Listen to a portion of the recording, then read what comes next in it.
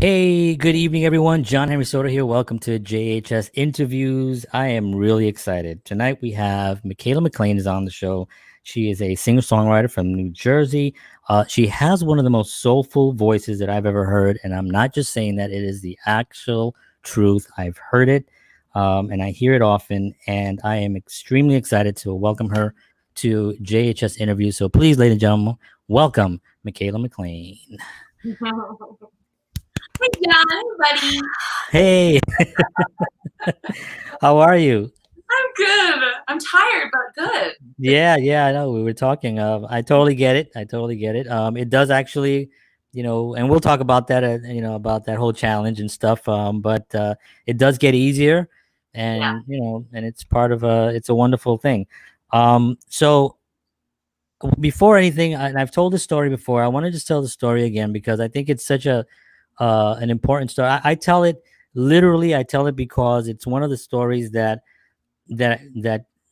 defined for me not turning around and giving up during certain obstacles. I'm sounding dramatic about it, but for me it actually is. It was really dramatic for me because okay, so I'm doing videos for local businesses in Bayonne. I met a owner of a little cafe, right? It was down on I don't know, somewhere in Bayonne on 20 something street. And I met her and she said, "Why don't you come over and have a tea? We have a performer tonight." And so I said, "All right, cool." I said, "I'll come check it out and see what the venue looks like." So I show up there and no, I don't show up there. I'm walking there and it's raining that night. And so I decide I'm taking this big giant red ass umbrella, right? So I'm walking out and I just got these new shoes, right? So here's a car coming. It's raining and I can't tell if the car sees me or not. I'm waiting to cross the street. I don't know because it wasn't a red, it wasn't a light. It was just a stop sign. So I'm waiting to cross. I'm waiting. So I finally said, "You know what? I'm just going to go." And then I see him going. So I pull back, I slip, the umbrella goes flying. I fall on my ass, and now the car is still coming. The car is coming towards me. I look at it. It's coming. I'm rolling around like I'm on in Die Hard, and I'm turning around. And if I finally he stops, he gets on as his kid, and he's like, "Oh my God, sir, I'm so sorry. I didn't see you." He didn't really talk like that. I just like to make it a little funnier. But so he said, "I just saw your umbrella go up in the air, and that's what." So So I get up, of course, a police car. It's Bayonne, right? Small police cars will show up like this. We're grateful for that. And so here comes a police car, and he pulled over and he said, "You okay, sir?" And I was like, "Yeah, I'm fine. I just, I have a bad back, so landing on it." He was like, "All right, hold on, I'm gonna call you an ambulance." And I was like, "I don't really need it," but he calls an ambulance anyway. An ambulance shows up, and I had to sign a paper, say, "Look, I'm fine," right? So I signed a paper, and then I'm all wet. My butt is wet. I'm like, my back is like jacked up a little bit, and I'm like, you know what? I'm just the hell with this. I'm just gonna go home. And then something said, "You know what? No, man. I'm almost there. I'm just gonna keep going." And I went, and I walked in, and there was Michaela McClain with her band. I think you just finished the song, and I got there. I think maybe just at the beginning, and I sat down, and you began to perform. And I'm telling you, I've said this before. I'm not even kidding.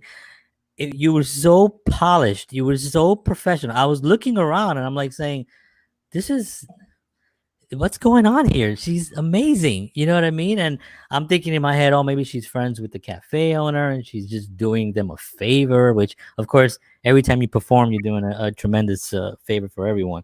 Um, so anyway, afterwards, I felt like, "Oh my God, I got to some exchange." So I bought whatever CDs you had up there. I bought them and I brought them home and I listened to them and I was right. You're just an amazing talent. So now that I told that story, sorry that you had to hear it again because I know you've heard it before, but I wanted to document it somewhere. So thank you so much for being on again. I'm gonna just say that I think you're great and I just love your music. And so how are you doing? I'm good. And thank you for sharing that story. And the feeling is mutual. I love Uh, you, John. I think you're Thank awesome. you. I'm so Thank glad you. you did it that night.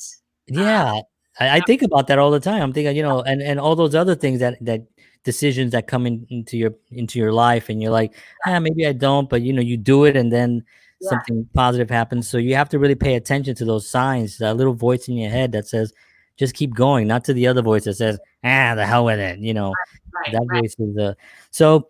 Yeah, and that night, that gig was very special. I remember that gig well. It's a nice memory that I have. I remember the room. I had a bunch of good friends there, and that really makes all the difference. It's who's in the audience. It can Yeah. be really love you, that are really engaged, and then it's just, but everything just clicked that night, and it felt really magical. And Really? so, Wow, that's so awesome. And I'm glad to hear you say that, because it really was. I was really just floored by it. And your band is just incredible too. I mean, just some amazing musicians, those guys. I mean, blown away. I'm so glad. So let's talk a little bit about your music, like your influences. Let's go back a little bit. I'll ask you where are you originally from? Yeah, so I was born and raised in Bernardsville, New Jersey, Somerset County. Okay, Yeah. cool. And did you have a musical background? I mean, a musical family? Oh yeah, very much so. I'm the youngest of 6 girls, and we all sing. My parents, encouraged music in the house, and we all sang in choirs, and that's how we all really got our training with voice, is singing in choirs and singing together, obviously. Yeah. So music was always a big part of our family culture, and we had a piano in the house growing up, so most of us, taught ourselves how to play and would sing around the piano. It was really a special thing to have that as part of our family dynamic, and I'm very grateful for that, for sure. That's so great. 6 girls, please tell your dad, God bless him. And everybody says that, and he's like, I love it. Like, I don't know what people mean. I'm like, you do though. he just he can't even feel anymore. No, but he did a great job, because I've seen photos of you and your sisters, and there's a lot of love there, and it's just a blessing to see that. When you let's talk about your music. Did you gravitate more towards the piano or the guitar? Because I know you play a number of different instruments. Yeah, like I said, we had the piano in the house growing up, so I remember like my sister teaching me like the basic chord structures of stuff when I was really little. And I remember writing like my first actual song on piano when I was probably like 11. I remember it very well, actually. Not the song itself, but just the process and the experience of knowing like, I just wrote my first song. So I guess piano would be my first instrument. But I also remember very well my sister teaching me, one of my older sisters teaching me chords on the guitar when I was 14 or maybe 13. And, at first I was like, there's no way my fingers are going to do this. It was just like so hard, as anybody will tell you who learns guitar. It's just like, this is never going to happen. But slowly but surely, and then I wrote my first song. Actually, I wrote my first song when I was 14, so she must have taught me around like 13 or something. But well, that's pretty good, picking that up in a year. Yeah, I mean, writing a song. Chords in a song, so not too crazy, but I obviously had things to say then as well. Right. That's another thing I was going to ask you. When you're writing, what is your motivation when you sit down? Do you have already an idea, or is it something that comes to you when you're sleeping or walking, or an experience? Like, what's generally the most popular way that it happens for you? Yeah, that's a good way to phrase it, generally, because all of those things happen, and don't know that there's a general thing, but I would say the main source of like inspiration is just a feeling or a need to express and to process whatever it is I'm feeling, whether it's love or loss or joy or, fear, whatever it is. It's like, I need this outlet to kind of work through some of these feelings. So that's the general thing. But in terms of like, melodies and how things come to me. Yeah, sometimes I'll be like washing dishes and a hook will come to me. A lot of times things come to me in the car when I'm driving, and I'll quickly like do a voice memo and just capture that and then take it to an instrument later on. And then on the very, very, very rare occasion, a song will just kind of flow out, as I'm journaling or writing. But that's very rare, and it's a total gift because I don't have to work very hard for it. Usually I have to work a bit harder. Right, right. Did who was your inspiration growing up? Who inspired you To write to music. yeah, to sing and Yeah, write? well, definitely my sisters. Hmm. Um, being the youngest sister, I idolized and looked up to all my older sisters. Um, but music was always being played in our house. My mom loved some really great singer songwriters: James Taylor, the Indigo Girls, Amy Grant. Mm. Sting. These wonderful songwriters were in my ears early on, and then I quickly discovered more R&B artists like India Arie and Lauryn Hill, and I was like, oh my gosh, I want to do that. It's just Yeah. so intoxicating to hear those voices and listen to how they told stories through their songs. Yeah, the singer-songwriter is fascinating because it's really it's the music is so much different than film, right? Because a musician, you can grab your guitar and you can go anywhere and you can perform, you Yeah, know. With film it's just so different because you need a camera and you need editing and actors and hopefully a good script. right. So it's so different because it's but music can just you feel that it can just always go on, and it's such a an important part of our lives in film and in commercials, and I mean everything has people don't even realize it, how music just really shapes so much of what we do in our lives. When Absolutely. as a singer songwriter, what made you go to I mean, I love your band, but like you decided that you wanted like to have an actual fuller band. Was that something by choice, or was that somebody said, why don't we get together and do something? Yeah, no, it was definitely a choice and a strategic move that I made because, you're limited. I mean, I'm not a phenomenal player on any of my instruments. I'm pretty, you know, it's just a means to write the music. Um, but I wanted to hear the expansion of the arrangements that I heard in my head that I knew could come to life with other musicians on them. So, and I wanted to play venues that were full band gigs. I wanted to play clubs and bars and eventually open up for great artists and, tour and do all of that. So I definitely always wanted to have a band, but mostly for the expansion of the musical ideas that would be able to be expressed. That was always really exciting to me. And it still Right. is. When we get together, I'm just like, I'll bring them a song, and sometimes I have an idea of what I want it to sound like. And sometimes I'm like, let's just explore. Yeah. And it's just so exciting and thrilling to hear it come to life in new ways. And then when I bring it back to solo, it's like something different, and that's Right. really cool too to have both of those. It's it's like an amazing thing to also find a group of musicians that you can bring songs to and say and they because I haven't really spoken to any of I've only seen them like I think we're connected through social media and I've seen them perform obviously, but it just flows positivity from them, just that they're really in it for your music, for the music, and they want to be part of it. I mean, that's an important thing to have as a singer songwriter, where you're bringing the goods and somebody is respecting it enough to be like, what, let me make this really really good. Yeah. um And oh, here's a part of me. Here's a part of my soul that I'm going to, interject or, place into this space that is there for them. yeah. So there And is also a sense of like, of ownership and closeness to the material because they wrote the parts. right, and a trust. Freedom. Yeah. Total trust. Yeah, Yes. total trust, and then that's a the group dynamic is such a funny thing sometimes because you hear so many horror stories and behind the music and all that other stuff, but when you find it, when you really find it, then it becomes such a precious thing. Um, what was your during this whole craziness that's going going on the planet? Um, did you have a tremendous amount of gigs that you had to postpone because you were always performing? I mean, your schedule was just like, I mean, it was just like packed. Like you played so much every month. Yeah.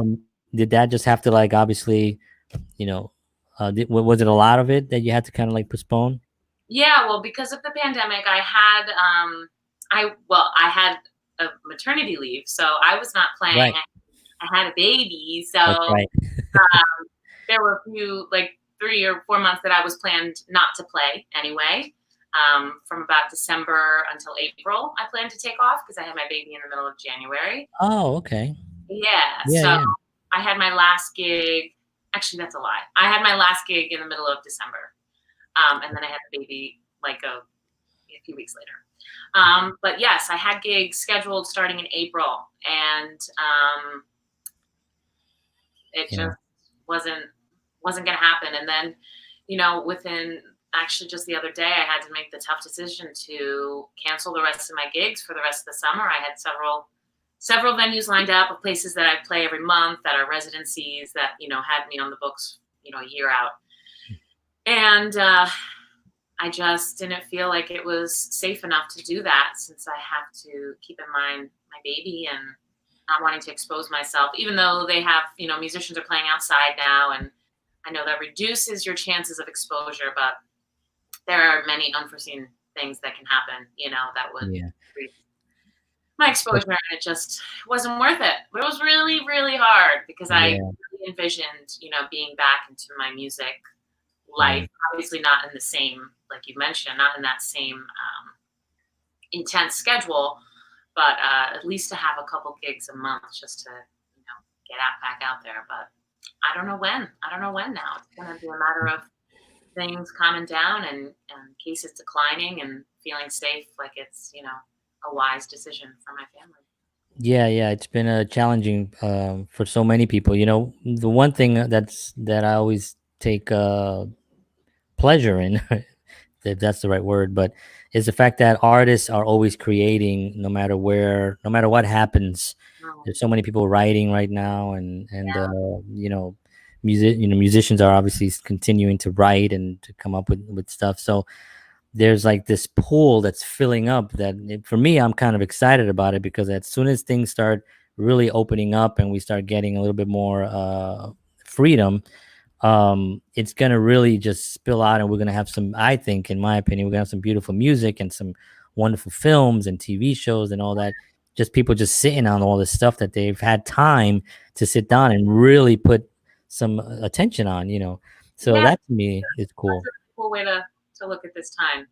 I personally have not, unfortunately, been writing because I've been so consumed with new motherhood. Right. That's really been all consuming. Right.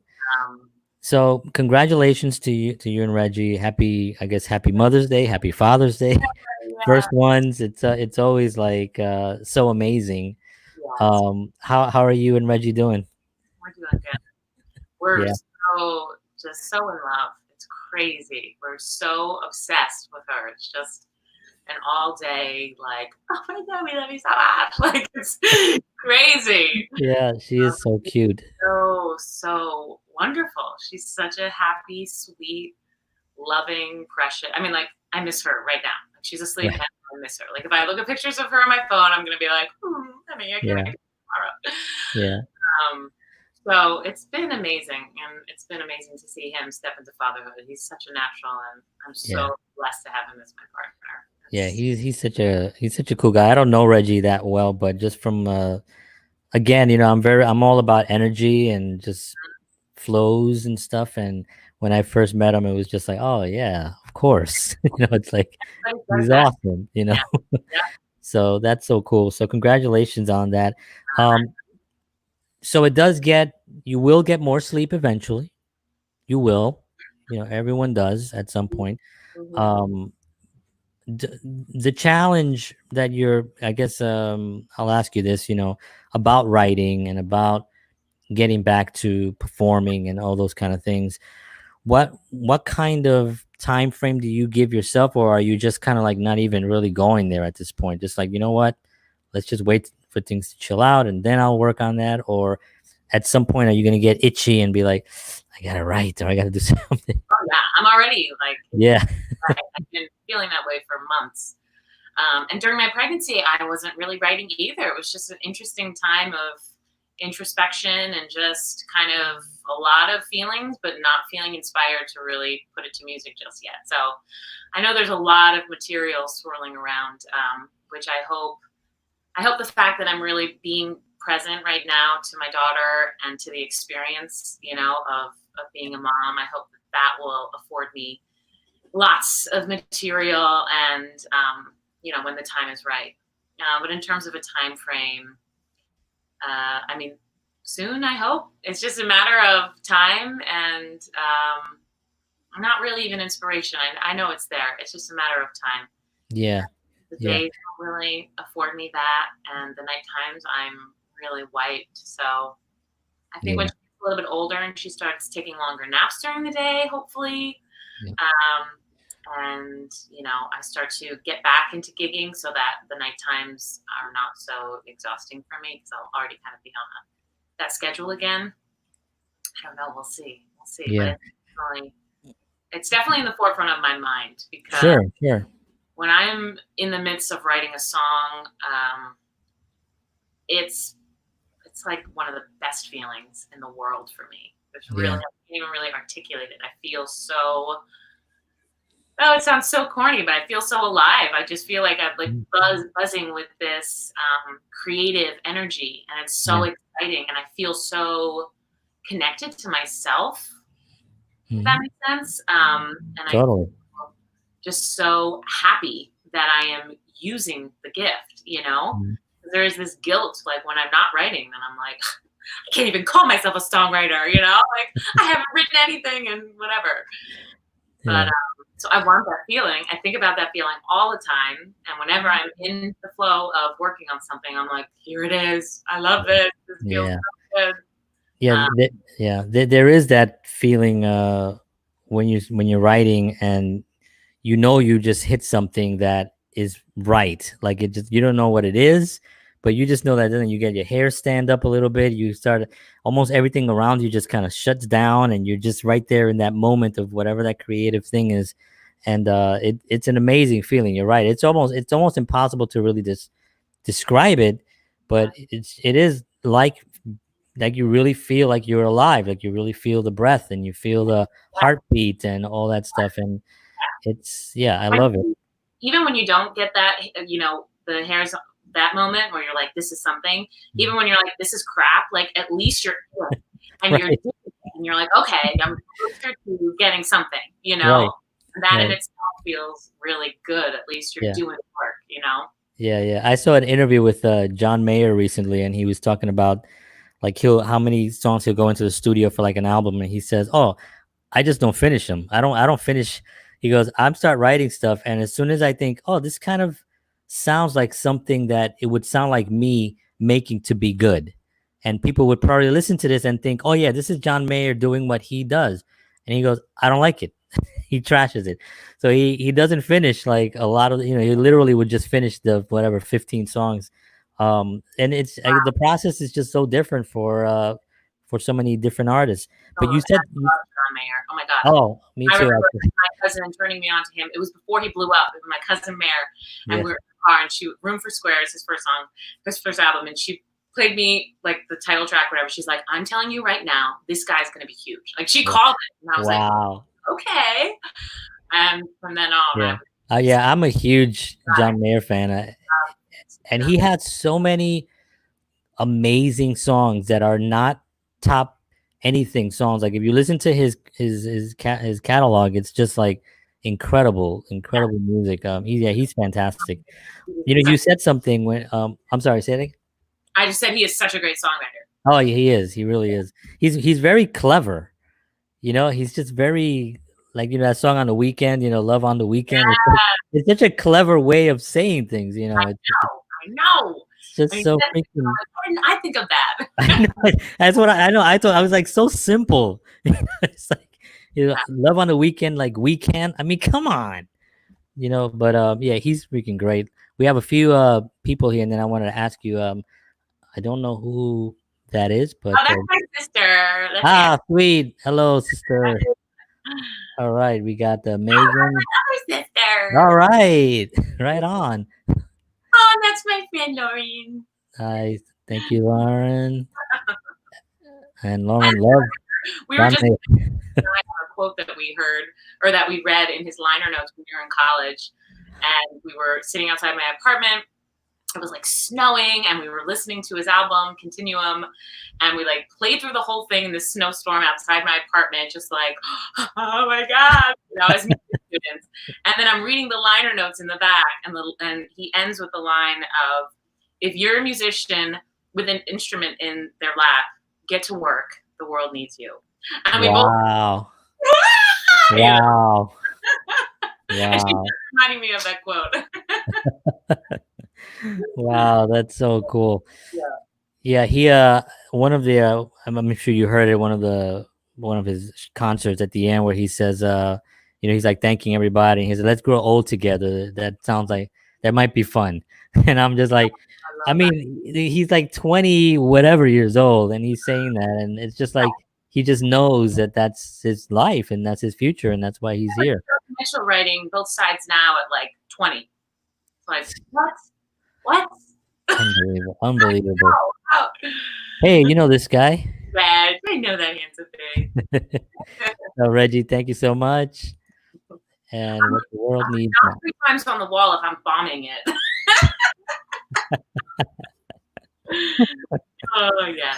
So you said something earlier about being present, for as a mother, you want to be there for her, and it's true because it's that only you're gonna go on stage lots of times and perform lots of times, and you're gonna write lots of songs, and that's gonna happen. But these moments, it's one of the reasons why my wife and I did homeschooling so much, because we know that moment is not gonna be, my daughter right now, she's 9 years old. She's like, "Dad, can I get a laptop, please?" And it's like she was this little tiny, and it just and that's it. There's a song by Darius Rucker. I don't know. Do you know Darius Rucker, I know, country singer? but I don't know his. He was the lead singer of Hootie and the Blowfish, but Oh, but he became a country singer, a phenomenon actually, and he has a song called um, "It Won't Be Like This for Long" or "It Won't Be Long Now," something like that, and it's about having kids and how quickly they grow up. I cannot get through the song without just bawling. I'm literally I ball out because it is exactly, he just captures exactly the feelings. You got to check out that song. I will. Um, it's I a will. beautiful, I get beautiful, a beautiful phone song. call. Yeah, exactly. So yeah, so I totally understand about that present, being present, and also I think that's going to inspire when you talk about that inspiration for songwriting. When you're present, that's when you write the best songs. And I think that's going to be a wonderful, wonderful experience. Let's talk about stage, being on stage, because there was the thing that I noticed when I first saw you perform was your stage presence, and I'm always impressed with artists that an example for me is like Sinatra, right? Sinatra just goes out in a suit. He's got a drink in his hand, maybe a cigarette. Perfection. He's so cool. He just walks out and Mm-hmm. he just belts out whatever songs, and it's just very, and there's no flash, there's you know what I mean? Yeah. Like Lady Gaga would come out and she's like coming out and comes out of an embryo or something, and Yeah. and it's fine, but then she could also sit in the piano and she could also belt out a tune as well. So, but I'm more impressed by that than with the flash and all that stuff. Um, what do you think of when you're going on stage? Because you totally have that, whatever that thing is, you have that ability to just get up on stage. And is it? I don't even know. I don't even know how to ask you what it is, because I don't know what do you think about when you're actually going on stage? Yeah. Well, I always say prayer. I always ask, that whatever I do whatever I express, that the experience, be a blessing to the people that are there, and that it minister to them in whatever way it can. And that I just, stay present and, use the gift. It's always just about using the gift and then hopefully making people feel good. Yeah. But, it wasn't always like that. I think a lot of what you are describing has to do with a lot of experience and a lot of performing, you know. And again, that was very strategic too. I worked really hard to book myself a lot because I wanted to have that level of comfort and freedom, you know. I remember very well my first performance, and I had a legit panic attack Oh, in no. the bathroom at the Stanhope House, and I was like sweating. I remember describing it to someone afterwards, and they were like, "Oh, honey, that's a panic attack." Like I was sweating, I was nauseous, like the whole thing. But in that first performance, I had a moment where I'm playing and the lights shining on me, and I was washed with peace, and I heard a voice that said, "You're doing it. Like this is what you're meant to do. Just use your gift." And I felt peace for the rest of the set, and it was just like I was hooked. Of course, some gigs I feel more nervous than others, you know, but within the last few years, my nerves have really decreased a lot to the point where sometimes I'm not nervous at all, and then I'm nervous about not being nervous. So Why am I not nervous? you have some of that energy, you know, that's on your toes. But yeah, I mean, it's been really exciting to grow as a performer, and I'm really proud of what I've been able to, how I've been able to grow, and I'm really excited to do it again. It's been really interesting to just think about getting back out there because, again, it's just been so consuming these last few months with the baby. And even thinking about getting back out, I was like, I can't even imagine. Like, how could I even think about, how could I focus my energy on something for that long, you know, because she's just been my whole world. Yeah. But thinking about it now, and the older she gets, and knowing she's going to be okay if I'm away from her for a few hours and all of that, it's like, I'm so grateful that I have that to look forward to. I'm so grateful. Right. I think Megan nailed it. It factor, absolutely. It's in the blood. Absolutely. So my other sister. Yay. That taught me the chords and the guitar, and sat down with me and gave me on a piece of paper, wrote out the structure of a song. And she was like, "This is one way that you could do it." And then I wrote my first song. Oh gosh, isn't that awesome? I love that. Herself, and inspired me so much growing up. Yeah. Wow. So when you're in that process of, right now, kind of like looking at what you're going to do, are you looking at some other form of reinventing or coming out on a different, I don't know, like, post COVID, you hear everybody say like, this is it, this is my year, I'm going to come out differently, or I'm going to do, I mean, I don't know if that's even an actual legitimate reason to change anything. I mean, I wouldn't change much, but are you looking with that, like some different kind of a flow? I mean, obviously you're a mother now, so that is going to change a lot of different emotions. Yeah, I think it probably will. No, I don't have a vision of like revamping my whole image or They're going to do a Lady Gaga get up good. Yeah, not fun. But I'm excited to kind of revisit my tunes because I feel like this is the longest I've ever had with not playing them. And every morning when my daughter's, doing playtime here in my studio on the floor, I try and, not every morning, some mornings, I try and sit at the piano and just relearn one of my songs because it's amazing how quickly, they just, even though I played them hundreds of times, a few months away from them and they're gone. Yeah, that's true. But when I do remember one and I start singing and playing around with it, it's really fun to have that separation. So I'm sure I'll reimagine some of my tunes that I've played so often. And so I'm looking forward to that, just having a fresh perspective on my original music. Yeah. And I have some projects in mind, in the works, so I'm really excited about those things as well. Absolutely. REM, the band REM, they were going on tour once, and they were trying to figure out some songs that they wanted to play, and they could not remember any of it. So they sent out like one of their assistants to the record store to buy the actual books. Oh my gosh! They're sitting there reading their own Same thing, and I'm so grateful. I have a lot of my music charted out, thank God. But and I have a lot of videos, a lot of me playing. Thank God, because that's really the easiest way. Because even if I look at a chart and I see my scribble notes or I see the chords, I do other things. There are extensions of chords, and there are little lines that I'm like, what the hell was that? Right. You know. So yeah, But that's real. It's a you great have feeling to be like, this is like a brand new song. Like I don't yeah. know where to start. Revisiting the songs might actually also, like you said, you might actually find something new or some Yeah, new, give it some new life or something. absolutely. Because that's yeah, when you go a long period without doing it, the you just there's something that happens with the material that it becomes fresh again. Yeah. It becomes almost like, wow, did I do that? It's so interesting. It's like a script. When you write a script and you put it aside and you go to it. This happened to me once. I wrote something and somebody sent it to me again, like 6 months later. And they asked me about it. I didn't realize I wrote it.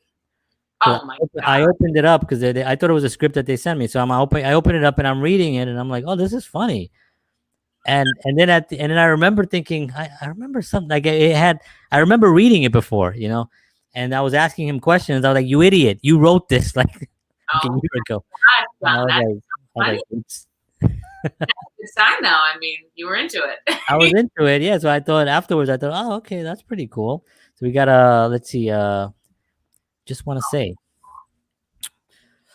I'm so in awe of the musicianship of Michaela. Having your daughter and being present with her is the best thing to do for your music and especially for her. Absolutely, Wow, 100%. Yep. so Thank you, sweet. Lauren.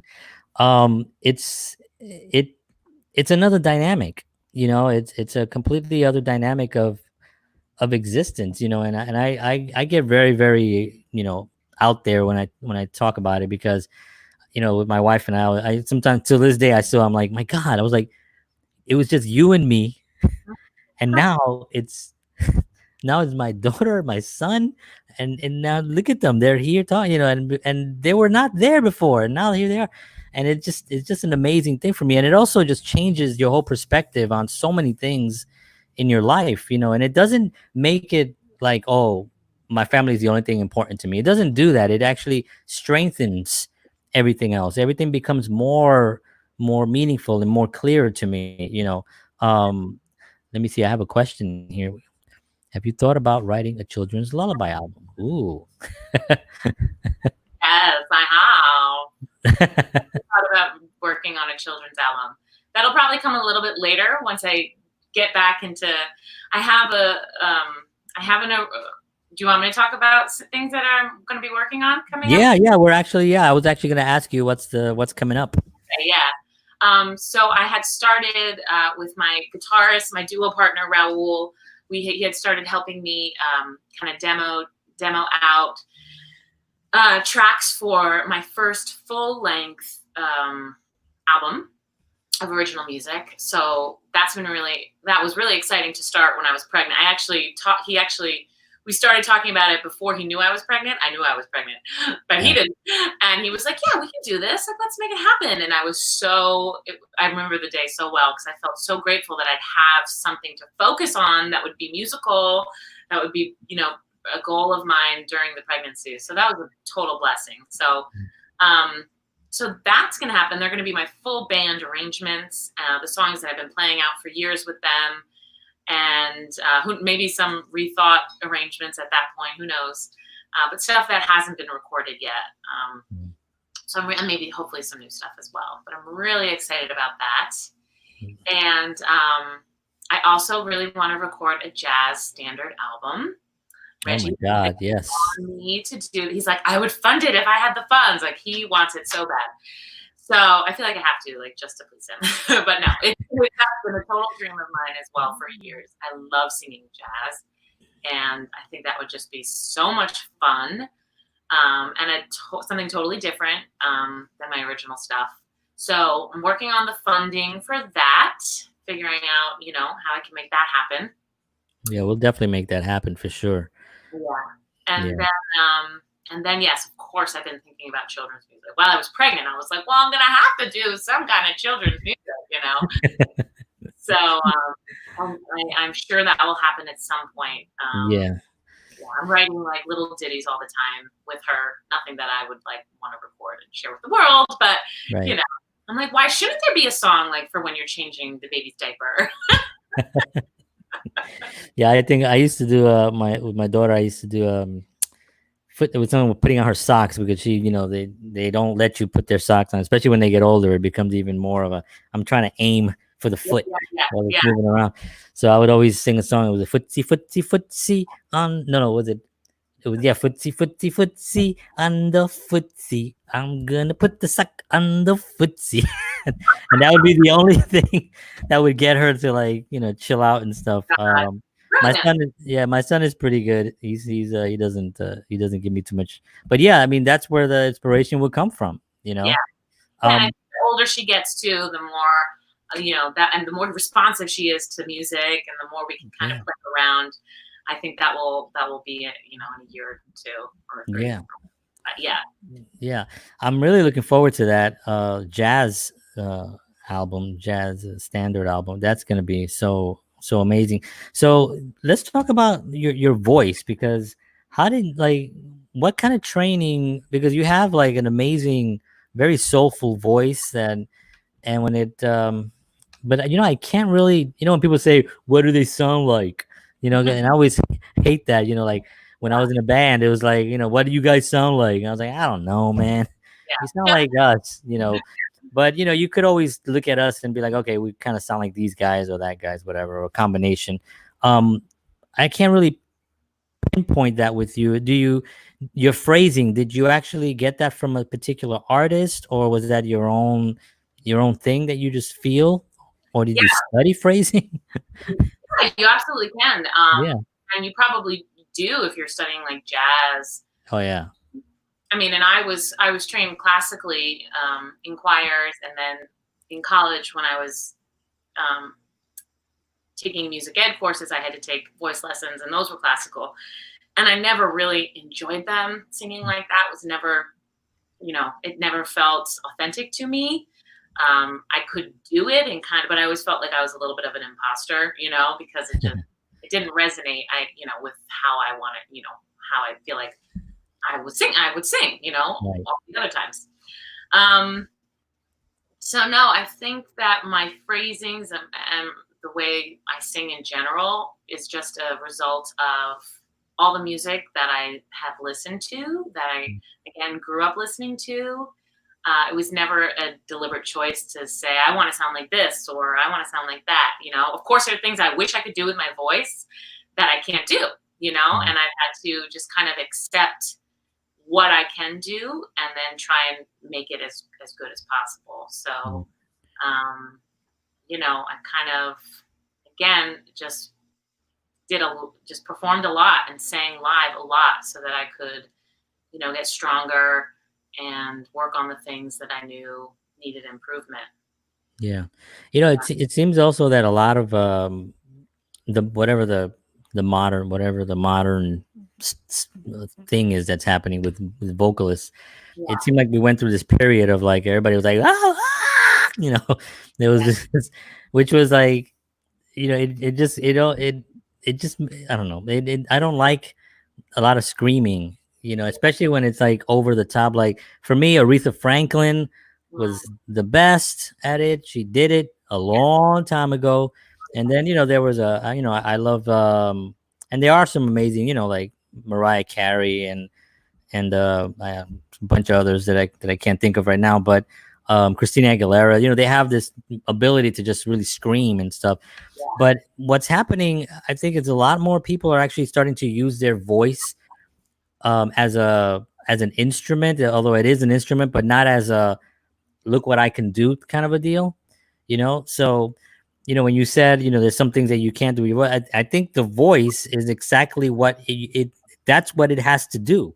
Because if you forced it to do that or whatever, something else, it just wouldn't be the right choice. Um, And again, it bringing it back to like the gift that I have been given is the voice that I have, and right. all you can do is work with what you got. Yeah, yeah, yeah. So Yeah, I mean, I'm a short Puerto Rican from the Bronx, so trust me, I know all about that. I I love you, know John. all about that. So But I remember so well growing up and listening. My sister had an Ella Fitzgerald and Louis Armstrong album, and I listened to that to nauseam. I would put it in the CD player, and I would like act out the songs. Like they can't take that away from me, and like use props on her dresser. Sorry, Aaron. But like I just loved it. I just loved her voice so much, you know. So I was young and I was singing along to those types of albums. So all of those things, you know, yeah, became part of the fabric of my voice, I'm sure. yeah, absolutely. And it's a pretty amazing voice. You're absolutely right, Reggie. Yes, that was great. Yeah. Say that. Let me ask you. One of the things that I always ask, and I always want to get uh, some type of value for younger audience members. Singers. Actually, you know what? Really, right now, what's happening? So many people are at home right now for so long that they've realized that they've had passions and they've actually started singing. There's a whole movement right now of people that had this ability, but just got in the workaday world, and they just got tied up with stuff, life basically. And so, what advice would you give to someone right now? Someone new who's just getting out there and just wants to sing. Yeah. Well, I'd say if you can afford it, if you have the network, I would say try and get with a voice teacher. I have a handful of young adults that I've always kind of worked with, that demographic, but right now I have a few, and they're just so awesome because they're so hungry to, like you just said, to just start because they just want to sing, and that's such a fun age to really be open to developing that within yourself. So I'd say if you can, do some actual training, because I think to learn how to sing healthily is really important. Of course, here's the voice teacher in me coming out, but I think that's really important for the longevity of your voice and for the health of your voice. If you're going to sing and perform on any level, you want to know how to do it in a healthy way, and you want to know warm-ups that will be specific to your voice and all that good stuff. And of course, you can find warm-ups on YouTube and whatnot, but I think there is something really valuable about having face-to-face time with a voice teacher that can really hear your voice and give you specific feedback. Right. And then I would also say, like, just do it. I know it sounds simple, but like I think we talk ourselves a lot and talk about the things we want to do a lot. And I think, sometimes with especially creative things, like you just got to do it. You got to make the time and sing every day. It's an instrument, it's a muscle. So the more you use it, the stronger it's going to get. And, you just got to practice. It sounds really cool and kind of lame, but and then get yourself inspired and go hear live music. I mean, I have always, the thing I'm most excited about and I feel okay about, and I'm so glad Reggie feels the same way, is spending money on live music. Like at any time, because I always leave feeling so inspired, so on fire, so ready to take that back to my craft. And I think that is one of the greatest things you can do as a musician, whether you're just starting or whether you're very seasoned. You've got to keep hearing stuff and learning. Yeah, the strengthening of your voice is true. Like you're so right about having that one-on-one contact, because on YouTube, and I learned this from another singing coach that I know, that on YouTube the exercises that they give you might not, like what you said, might not be for your voice, and you may actually hurt yourself. And I think that's one of the things that someone who really wants to learn is going to try to sing a song that it may be a good song for them, but not in that key. Right. And they have to kind of like, okay, let's just transpose this into something that you can sing it. Right. And people just don't really see that. So that's a very important thing, to really find somebody that you trust and get a coach to get out there and do that. And of course, the doingness. I think a lot of times also what I run into when I'm talking to younger people in the Bronx. I do some stuff in the Bronx. Or I haven't been up there in a while, but since the whole COVID thing. But they're afraid of rejection. You know, that's always the one thing. You know, I mean, even, and I'm not talking about young people. I'm talking about just people in general. They're just, you know, even with social media. You know, I have some people that I mentor, and they, you know, I'm thinking, just go on and do this, and like, yeah, but you know, I don't want it to sound like I'm, well, if you say something like that, I don't want it to sound like, then you're not even thinking about what you're doing. You're thinking about what somebody else is going to think of it. You know, how you don't seem like you really give a crap about it. Doesn't seem like you get up to thinking about that, but did you have to deal with a rejection, or did you feel that at any point in your career? I mean, not like getting booed, but you know, yeah, there are audiences that you can just tell are not that into what you're doing. And again, because I played so much, I definitely got a thicker skin. And I play lots of venues where I'm background music, you know, so I'm used to just kind of being in the background and people aren't really paying attention to you. But I think the thing that I always have to remind myself is that, you know, when you are doing anything creative and you're putting your own creation out into the world, it's not going to be for everybody. Not everybody's going to love it. Right. You know? And at the end of the day, like, you can't really care about, you know, what the people who don't love it have to say. You know, you have to focus on the people that are appreciating what you're doing, who are encouraging you to, you know, keep moving forward. And then you kind of have to just let the other stuff just be like par for the course. Mm-hmm. You know, you can't, and it's hard. Listen, I am as sensitive as they come. So I've definitely had my feelings hurt. But you just gotta keep moving forward, and you can't take it too personal, even though it totally is personal. Right. You can't care too much, you know? Right. And you also can't care too much about the people that are like telling you you're so wonderful, you know, because then that's like a whole other thing that you can kind of, you know, fall into that. Yeah. It's really important to just stay humble and to stay grateful, and to keep trying to improve. Right. The whole rejection thing is funny because I always tell people, I'm like, do you know how many people there are in the world? It's like, you know, the percentage of people that are not going to like you is going to be a lot smaller than those that are going to like you. It's always going to be that, you know? So that's always even like with this thing that I'm doing, you know, with this interview show, I've done 36 of these shows so far, and Wow.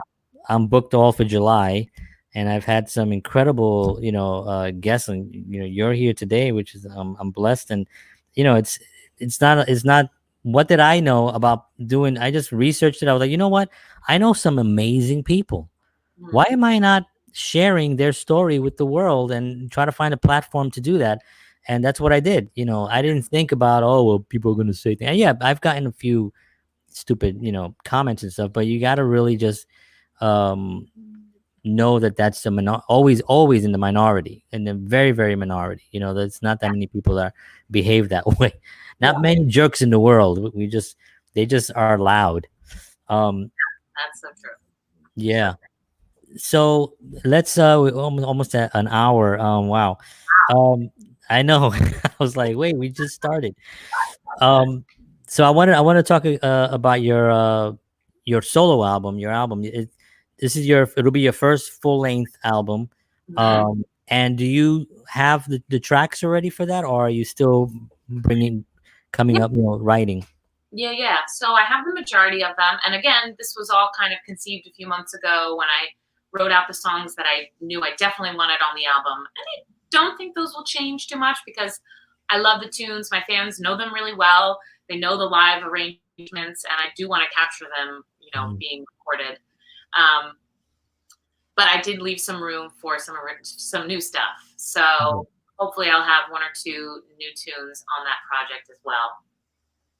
Awesome. And I do want to also mention that we had a wonderful video that we shot Ah, for I Will Rise, and what a beautiful song. I mean that song is it's almost haunting when it starts, and it really just has this and I was telling my wife this, it has this overall sadness of something, but also a strength. It's a strength song. It's not a weak song. It's not a song about somebody being weak. It's a song about somebody gaining strength through the melody, and you can hear it through the song. So it's such a great job. I mean, congratulations on that song. But I was so happy that we were able to shoot this video, and it's just such a beautiful video. If you haven't seen it, I'm going to put it in the description below on the YouTube. Please check out that video. It's a beautiful song. Tell me what that I want to do that again at some point, you know. Yeah, so we'll definitely do that from now until till whenever, until okay. Action. that was such a great experience, John. I was reflecting on that the other day when I was gearing up for this, and just remembering how wonderful it was. And my funny memory was you being like, "So, like, can we get you anything to drink? We're in this ballet studio, that we're being lent for the day. John like provided us with food and whatnot, and I think we're like in the middle of, no, we're probably like in the beginning of the process or whatever." He's like, "Is there anything you want to drink?" I'm like, "Whiskey?" And he was like, turned to one of the guys, like, "All right, can you go across the street and get her some?" Yeah. I'm like, "Are you serious?" And then all I'm thinking about is the guy I sent RJ. He was like an intern, and I was like, are you? How old are you? Can you buy alcohol? I wasn't sure if he can buy. He's like, yeah. I'm 22. So I was like, oh, all right. But yeah, then when we had a good time after that. Good time. Oh my God. And Lisa, I mean, you guys were just so professional. You made me feel so comfortable. I felt like there was such a collaborative spirit, from the like fog that we were trying to create, just the overall, you guys working with me, being totally anal about all of my angles and good sides and all of that annoying stuff that. Yeah, no, it was so much fun.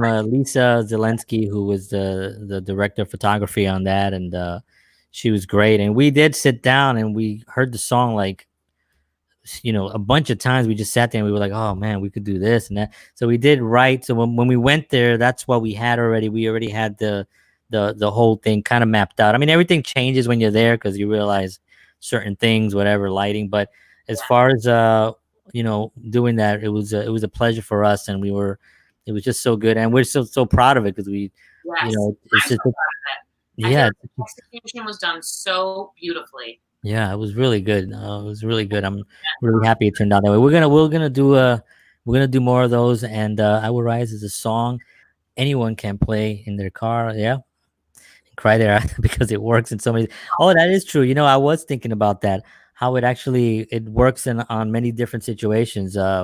Because it can feel romantic, solely, but then I was thinking about it how it could also be how people let you down, and you just thought, and they were just pretending, and then you're just like, oh shit, you got me, and so it works on so many levels. It's such a beautiful capture of an emotion. So really, really good stuff. Really good stuff.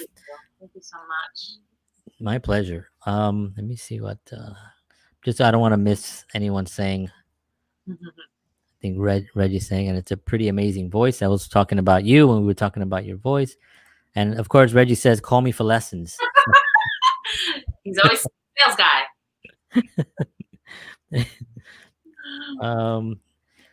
And the Fringe. Is that an song? Yeah, that's a song, right? Yeah. My most recent EP. That's a blues tune. It's kind of a like in your face, Is that F off from Take a Chance? What's that? Is that from Take a Chance from the yeah, oh wow. It's the horn section, and actually, I know this song, of course. Yeah. This is a in your face. Yeah. Love it. I love it. So we have to like figure out. Chops Horns was the horn section on it, and I saw that you had Daryl.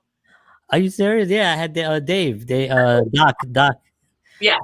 Yeah, Doc Watson. Oh, I didn't know that. That's so cool. Yeah, he's phenomenal. He's gonna come back again in a couple of weeks Yeah. and tell us some of his crazy stories. I love it. Mhm. Um, Michaela, I feel like we have a lot more to go because we just boom, like this is what happens, and it's amazing. But I want to thank you so much for being on the show today, and I hope you come back again, and maybe we can. I don't know how this is gonna go, but I would like to expand this into something a little bit more, where maybe you came on one night and actually just maybe played a song that you're kind of working out or something, and so I'm Yeah. looking at maybe that's the possibility of what we're gonna do next. So Yeah. I'll send you some dates, and we'll set up another time, and you come on, and we'll do some music. Cool. I love it. Awesome, awesome. Thank you so much. Thank you. I Good appreciate you so much. Good night. night. Whoa, Michaela McClain. Oh my God. I mean, I tell you, if you have not seen the damn video, I'm gonna punch you in your face. You have to go check out the damn video. It's amazing. It's I'm gonna put it in the description below. It's called "I Will Rise." It's a beautiful, beautiful song. Beautiful. I mean, everything about it. I'm very, very proud of, and we all are. So please check that out. And if you like these interviews, please subscribe, hit the little bell, share it with your friends, and let me know also if you have a guest that you would like to see on. I would love to interview. July is booked, unfortunately, but August is right around the corner, right? So thank you all for tuning in. I appreciate you all so much. Have a great night, and as always, peace.